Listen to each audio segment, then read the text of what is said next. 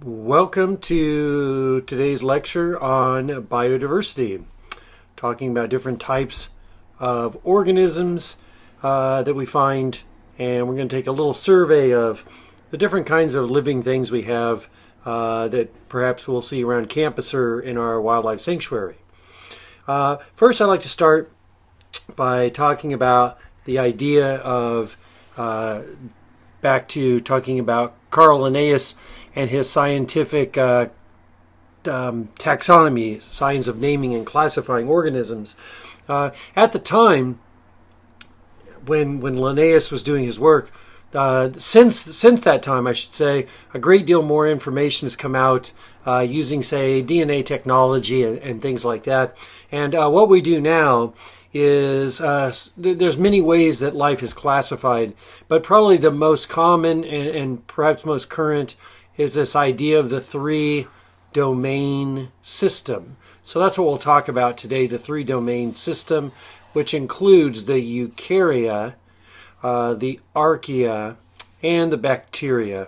And so the idea is that all living forms of life came from this common ancestor, and that life evolved and changed over time to give you these three very distinct groups with subgroups within that, and that's what we'll talk about. And we'll start by talking about bacteria. And by no means are we trying to cover all the different individual organisms there are, just sort of giving you a sample of them. So we'll talk about the domain bacteria first. And the domain bacteria, you're familiar with our organisms that are bacteria. And you've probably had like a bacterial infection before. You heard about bacteria before. You should already know from a previous week that we talked about them being a prokaryotic celled organism. Prokaryotic meaning that they came before sort of the nucleus. So these are organisms that basically are quite small. They do not have a nucleus, and instead they have their DNA sort of in the middle there. They have a cell membrane like all cells do, and most of them also have a cell wall outside of that. Okay, so I'll just sort of mention a couple things about them. One thing about the bacteria is that they're found all over the place. They're found all over the world.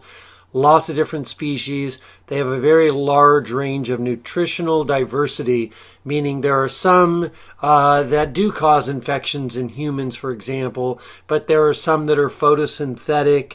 There are some that use other sources of energy other than light. So in terms of nutritional diversity, bacteria are probably the champions, and they do basically every kind of thing you can think of in terms of digesting different things. We use bacteria, for example. There's some that'll even digest or break down toxic waste, for example. So a whole bunch that we use them to clean water in some cases. So a whole bunch of them. I'll give you some specific examples. A particularly bad one is this Clostridium botulinum, which causes botulism. Botulism from the botulism toxin, very strong exotoxin, a protein that the organism makes and secretes. 1 gram of it's enough to kill 1 million people. And this is a soil organism, so you find this in the dirt, actually. And the botulism toxin, interesting enough, is the same component they use in Botox. So it's a muscle paralyzer, and apparently you can inject it in just the right small amounts, although it can kill you if you get too much of it, obviously, mainly from like eating it. You can find these, like I said, in the soil, but anyway, they use it in Botox, and the exotoxin is what paralyzes your muscles in your face and so forth to make you look younger. But, I'll just end it with that. But again, once again, it's a very toxic substance. For the most part, you should keep in mind, though, that most bacteria are actually beneficial. So you hear about bacteria a lot and you always think about how bad they are. But actually, most of them are beneficial. There's a whole bunch. For example, 9 out of the 10 cells that are on your body are actually not your cells. So about 90%, 99% in some cases, say on your skin, is not even your own cells. Instead, they're bacteria, fungi, other things like that. Remember, like if you look here, these are the bacteria. They're very, very tiny. So in terms of number of cells, we have bacteria all over our skin, in our digestive tract, and most of them are not harmful to us, and actually they help prevent other things from attacking us. So most bacteria actually in nature are quite beneficial in terms of breaking down waste and things like that. Okay, next group you're probably not very familiar with is the domain archaea. And the domain archaea also are prokaryotic cells. These used to be what we used to call the ancient bacteria, and we no longer refer to them really that way anymore. It turns out they're probably more related to eukaryotic cells than to bacteria.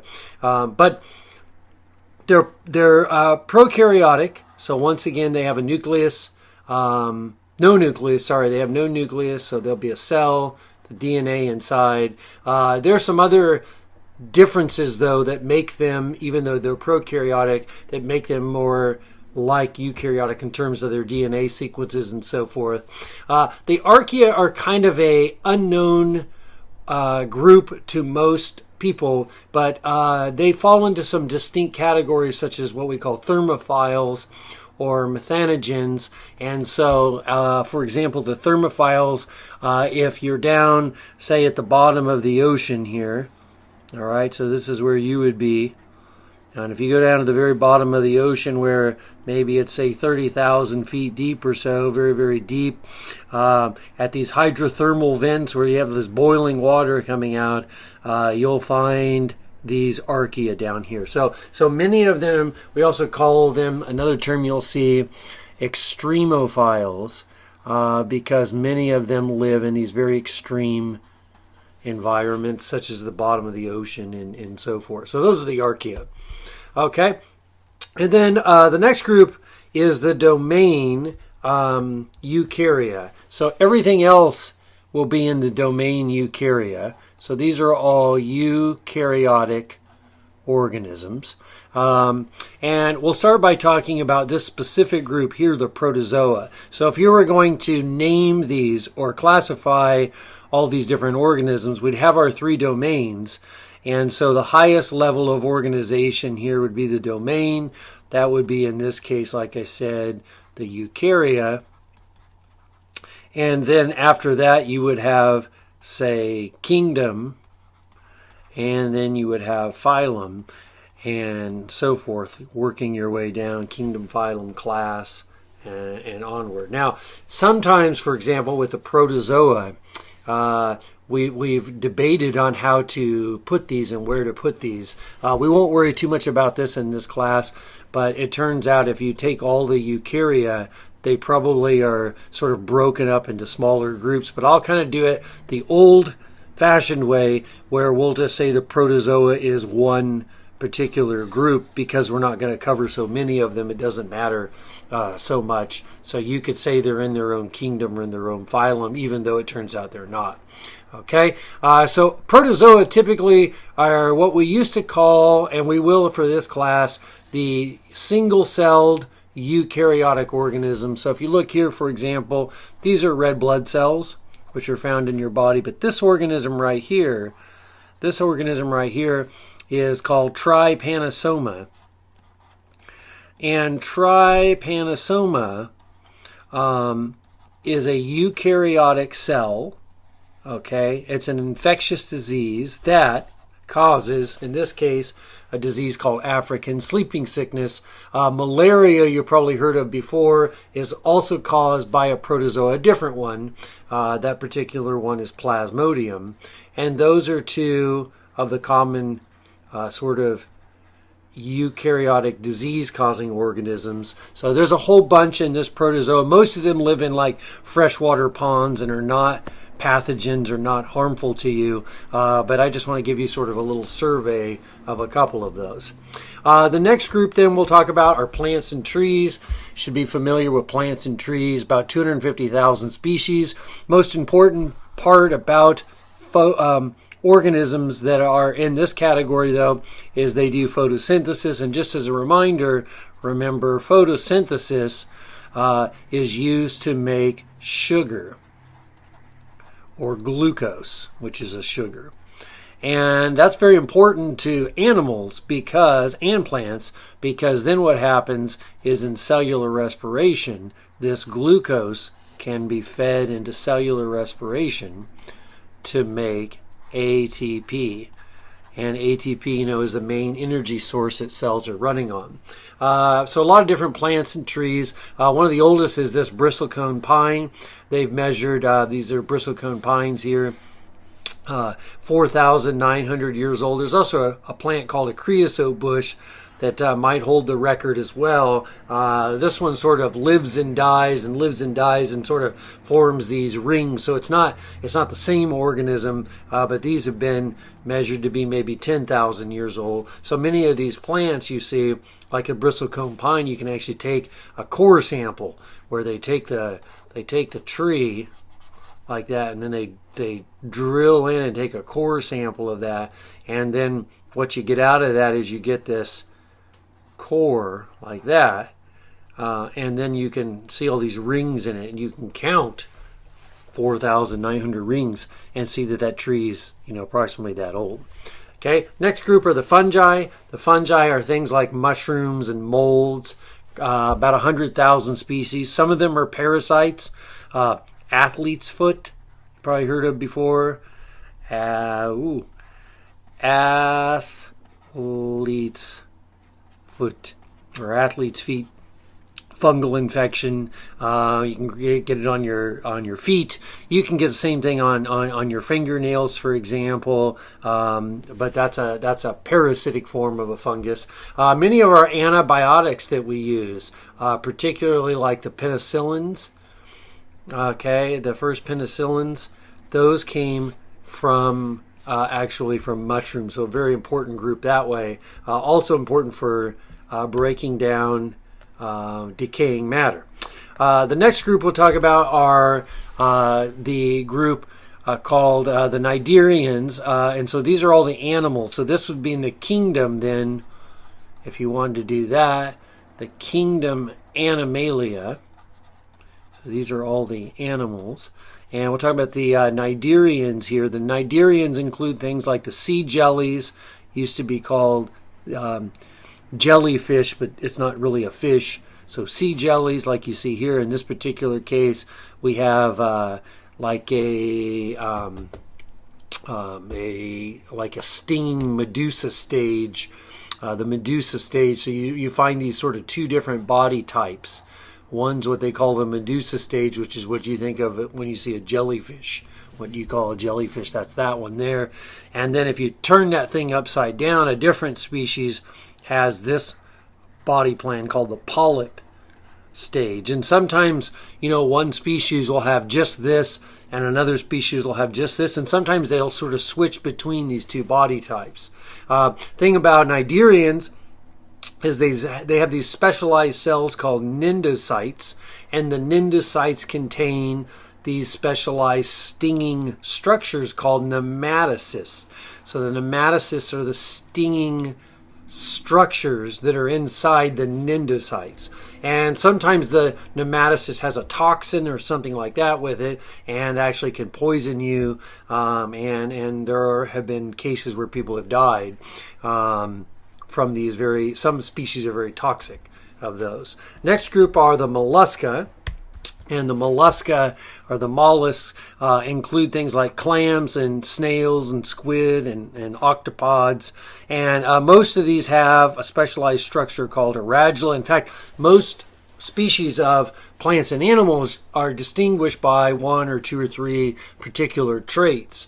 And so the idea is that these probably, as they evolved, they gained some particular trait, and that group then pretty much kept that. For example, almost all the species of mollusca have this radula. One group that doesn't are clams, and those are typically filter feeders. But for the most part, they have this Radula is a file-like structure used for scraping food off rocks, like in the case of a snail and things like that.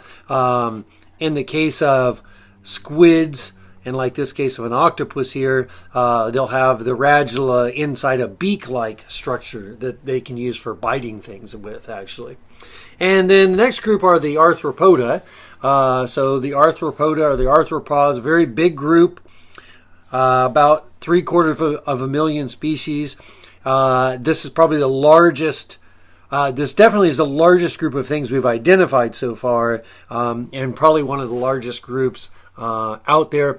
Probably more bacteria in reality than anything else, but not identified as many yet as we have of the arthropods.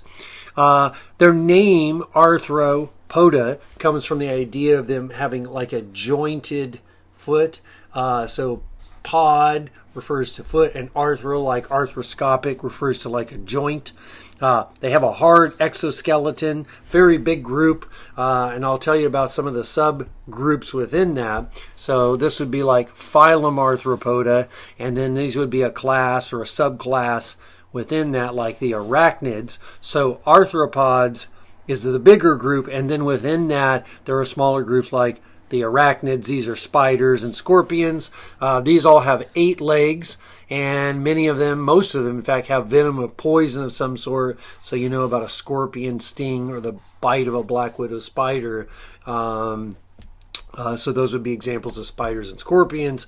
And then we also have the insects, another group. These include all the insects. You're familiar with many of these, probably beetles, flies, ants, so forth, are all examples of insects, dragonflies, things like that. These all have 6 legs as an adult.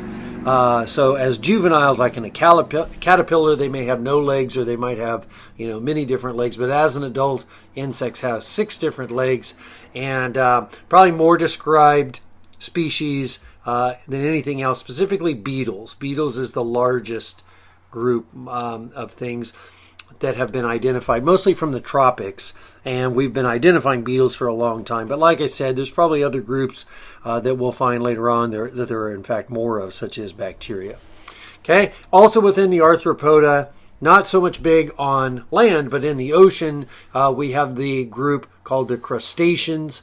A whole bunch of crustaceans in the ocean: crabs, lobsters, and barnacles.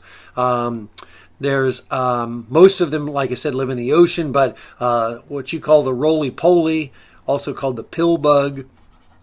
Okay, that's this creature right here. That's an example of a crustacean as well, but one you find on land.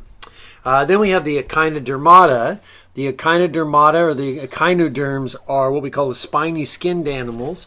Those include sea stars. So once again, starfish, and a starfish is not accurate because it's really not a fish. Starfish, brittle stars, that's this one here, the brittle star, and then sea urchins among them. Whoop, back to that.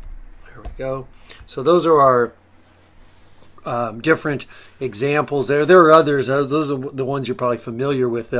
What makes echinoderms unique is they have this water vascular system. So the water vascular system is a network of tubes that allow the organism to move water in and out. So for example, in a sea star, this little part right up here is called the madreporite. You don't need to worry about that term, but it pulls water in through that hole, and it moves water down to these arms here. And inside at the ends of these arms are these little suction feet. Okay, so I do that really big. But if you ever turn a sea star over, they have a whole bunch of these little suction feet, and that's what they use to cling to rocks and open things up with. And so that's part of the water vascular system. The next group are the fish, and fish fall into sort of 2 broad groups. One are the bony fish, and the other group is the cartilaginous fish, and those include sharks and skates and rays and things like that, whereas the bony fish include things like Finding Nemo, clownfish, and things like that. Most fish that you know other than sharks fall into this group, the bony fish. Very, very big group. One of the things you find as a common feature in fish is they often have a lateral line. A lateral line system is a sensory set of specialized cells and structures that run along the side of the body, and that allows them to sense vibration.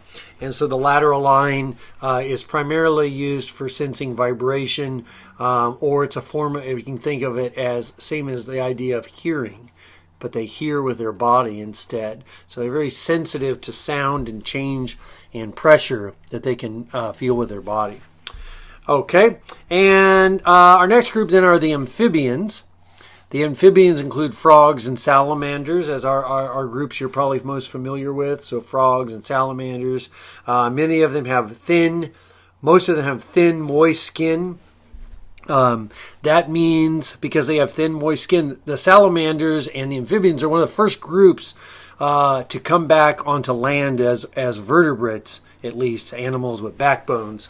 So probably evolved from fish-like ancestors and then came onto land. And when you come onto land, one of the problems is you're moving from water where you can get oxygen from the water, and then you move onto land, and suddenly you have the issue of trying to get oxygen from the air, which is different from getting it from the water.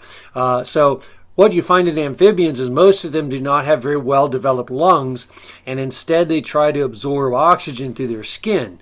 But the problem with that is you also can dry out when you're on land. So most species are pretty much tied to water, at least for reproduction. There's only a few kinds of salamanders and frogs that sort of stay away from the water and can survive without being close to water for at least dry periods. One example I'll tell you about here are the poison arrow frogs you might have heard of. These are brightly colored frogs that eat centipedes and things like that, and they concentrate the toxin of them. And the toxin, for example, in this type of poison arrow frog, if you were to eat it or lick it or that kind of thing, some of them you can just hold, for example, and they can be very toxic, and the toxin can go right through your skin. Next group is, of course, my favorite. That is the reptiles, and the reptiles include snakes, lizards, crocodiles, turtles, and so forth. Here's the big drooly looking Komodo dragon, largest lizard in the world, 10 feet long, big enough to eat a person every now and then.